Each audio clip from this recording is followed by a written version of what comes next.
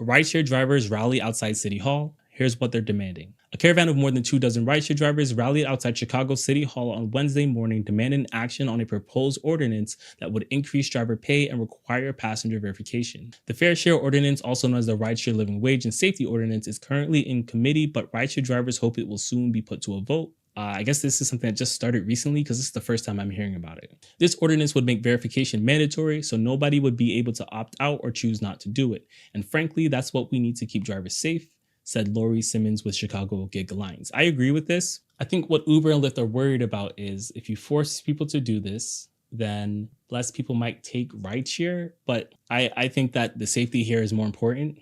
So I'm not on their side with that. It says supporters of the ordinance say Uber and Lyft have created a rigged system that maximizes profits but endangers the safety of drivers. Effort to pass the ordinance was renewed following a string of armed robberies and carjackings.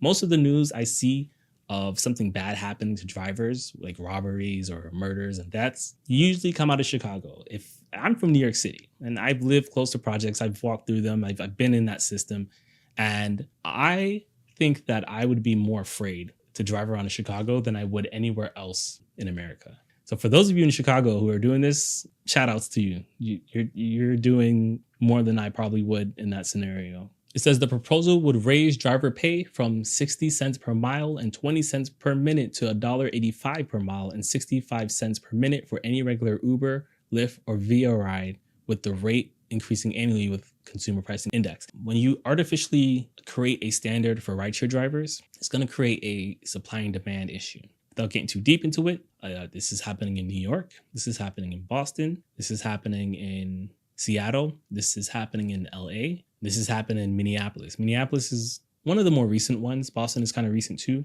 but we already covered this. The drivers in Minneapolis aren't happy with the change, right? They requested the change. They fought for the change. They forced the change on Uber and Lyft through law. And the result of it is that they're making less money. So it's always important to track what's happening. That's why even though I read what Chicago wants, the changes they want, it might be a good thing. It might be a bad thing. It's just, like the best example we have of it kind of working is in Seattle. They get less rides, but they're paid more per ride and it balances out. I haven't seen people complaining. So it looks like a really good example. But everywhere else, Boston, LA, New York City literally has lockouts where you cannot go online because of how the laws are structured. It's not the laws that cause it. It's Uber and Lyft retaliation.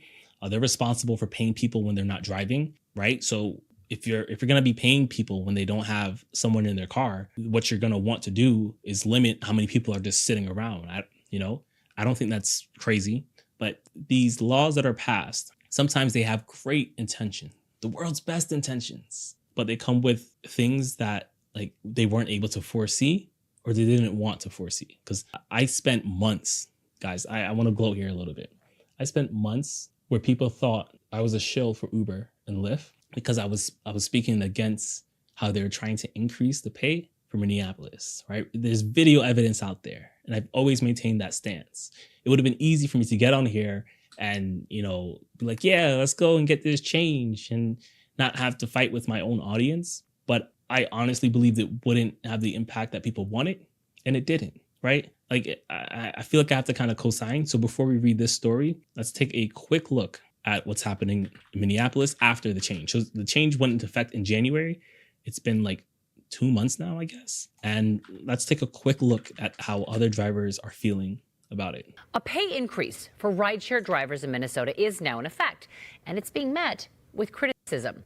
A new law says that Uber and Lyft drivers must be paid a minimum of $1.28 a mile and 31 cents a minute. But drivers say how this new rate is actually being calculated could actually be worse for them in the long run. Brittany Ehrman live in Minneapolis with more. Brittany. Paul and Leah, drivers tell me they expected to be paid this new rate every trip, but the policy says they'll be compensated every 2 weeks. Those drivers telling me this new pay structure lacks transparency. So real quick, for those of you who aren't in markets that have this, by averaging it out over 2 weeks, it makes it possible for Uber and Lyft to offer you a ride that is worth less than the minimum in hopes that eventually they will offer you incentives or bonuses or rides that get you up to the minimum. So it just becomes, it's not as straightforward as receiving that minimum every single ride, which would be better. They've gamified it to where they're able to continue with their scale of below the bar pricing in hopes that eventually you'll drive during times where you can make that money back. But it's very deceptive, and when you work out the math, it just doesn't work as well as being paid correctly from the start. We're still struggling paying the rent, still struggling paying everything. A disappointing start for rideshare drivers to what was supposed to be a new beginning. This is insane. On December 1st, Uber and Lyft drivers in Minnesota were set to receive $1.28 per mile and 31 cents per minute. Sounds great. Sounds fantastic. But workers were expecting to get paid that rate per ride right away. And I get $7.05, but they get $7.88. You think that is a split? The new policies show that minimum compensation will be paid out to drivers by calculating the minutes and miles driven in a 14-day period, not day to day. We were completely misled about the language of this bill. Drivers. Here's the thing, that they fought for that. They got their city council on board. They created an organization, and they went and fought for it and agreed to it. Right, and that's not to say that Uber and Lyft aren't being disingenuous here, or having their paws in it or whatever. It's just to say that a lot of times government bodies pass laws that look great on paper, but the implementation, the actuality of what those laws do, don't always line up.